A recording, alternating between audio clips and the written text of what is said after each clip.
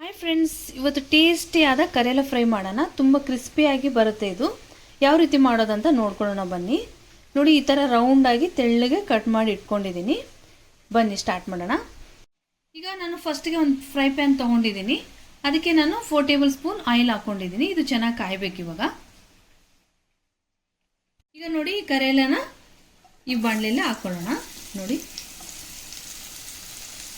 ಈಗ ಇದು ಚೆನ್ನಾಗಿ ಫ್ರೈ ಮಾಡ್ಕೋಬೇಕು.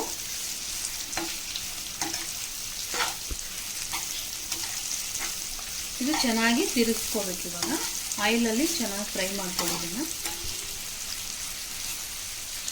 ಈಗ ರುಚಿಗೆ ತಕ್ಕಷ್ಟು ಉಪ್ಪು ಸೇರಿಸ್ಕೊಳ್ಳೋಣ.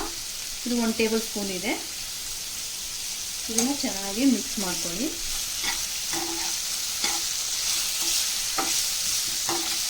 ತುಂಬ ಚೆನ್ನಾಗಿರುತ್ತೆ ಇದು ಹಾಗಲಕಾಯಿ ಫ್ರೈ. ತುಂಬ ಟೇಸ್ಟಾಗಿರುತ್ತೆ. ಈ ಥರ ಮಾಡ್ಕೊಳ್ಳಿ. ತುಂಬ ಎಲ್ಲರೂ ಇಷ್ಟಪಡಲಾರ್ದವರು ಇಷ್ಟಪಡ್ತಾರೆ ಇದನ್ನು. ನೋಡಿ, ಚೆನ್ನಾಗಿದೆ. ಹಾಗಲಕಾಯಿ ಕ್ರಿಸ್ಪಿ ಆಗ್ತಾ ಇದೆ. ಇದರಲ್ಲಿ ಬೇಕಾದರೆ ನೀವು ಆನಿಯನ್ ಕೂಡ ಸೇರಿಸ್ಕೋಬೋದು. ಆನಿಯನ್ ಹಾಕಿದರೆ ನಿಮಗೆ ಸಾಫ್ಟ್ ಆಗಿಬಿಡುತ್ತೆ ಹಾಗಲಕಾಯಿ. ಅದಕ್ಕೋಸ್ಕರ ನಾನು ಸೇರಿಸ್ಕೊತಾ ಇಲ್ಲ. ಇದು ತುಂಬ ಚೆನ್ನಾಗಿರುತ್ತೆ. ನೋಡಿ, ಈ ಥರ ನೋಡಿ ಕ್ರಿಸ್ಪಿ ಆಗ್ತಾ ಇದೆ ಇವಾಗ. ನೋಡಿ, ಈಗ ಸ್ವಲ್ಪ ಅರಿಶಿಣ ಪುಡಿ ಹಾಕೊಳ್ಳೋಣ.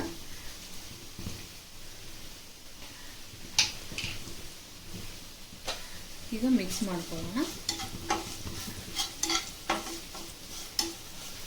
ನೋಡಿ ಹೇಗೆ ಕ್ರಿಸ್ಪಿ ಆಗ್ತಾ ಇದೆ ನೋಡಿ.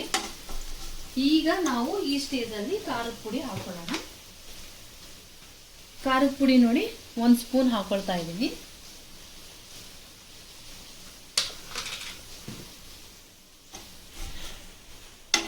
ಈಗ ನೋಡಿ ಚೆನ್ನಾಗಿ ಮಿಕ್ಸ್ ಮಾಡ್ಕೊಳ್ಳಿ.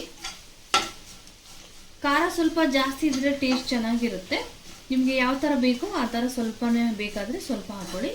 ಸ್ವಲ್ಪ ಖಾರ ತಿಂತೀವಿ ಅಂದರೆ ನೀವು ಖಾರ ಸ್ವಲ್ಪ ಜಾಸ್ತಿ ಹಾಕೊಳ್ಳಿ.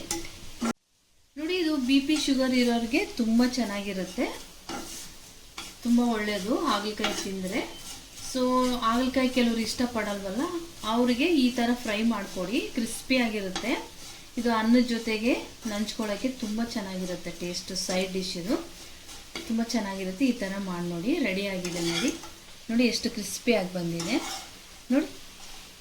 ಈಗ ಪ್ಲೇಟಿಗೆ ಹಾಕೊಳ್ಳೋಣ. ನೋಡಿ, ಈಗ ಪ್ಲೇಟಿಗೆ ಹಾಕೊಳ್ಳೋಣ.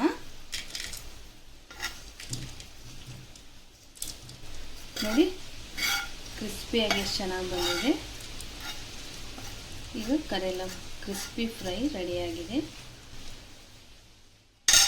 ನೋಡಿ. ಟೇಸ್ಟಿ ಆದ ಕ್ರಿಸ್ಪಿ ಹಾಗಲಕಾಯಿ ಫ್ರೈ ರೆಡಿಯಾಗಿದೆ. ತುಂಬ ಸುಲಭವಾಗಿ ಮಾಡ್ಬೋದು. ನಿಮಗೂ ಕೂಡ ಇಷ್ಟವಾಗಿದ್ದರೆ ಖಂಡಿತವಾಗ್ಲೂ ಟ್ರೈ ಮಾಡಿ. ಹೇಗೆ ಬಂದಿದೆ ಅಂತ ಕಮೆಂಟ್ ಬಾಕ್ಸಲ್ಲಿ ತಿಳಿಸಿ. Thank you for watching. Please subscribe ಮಾಡಿ. Thank you.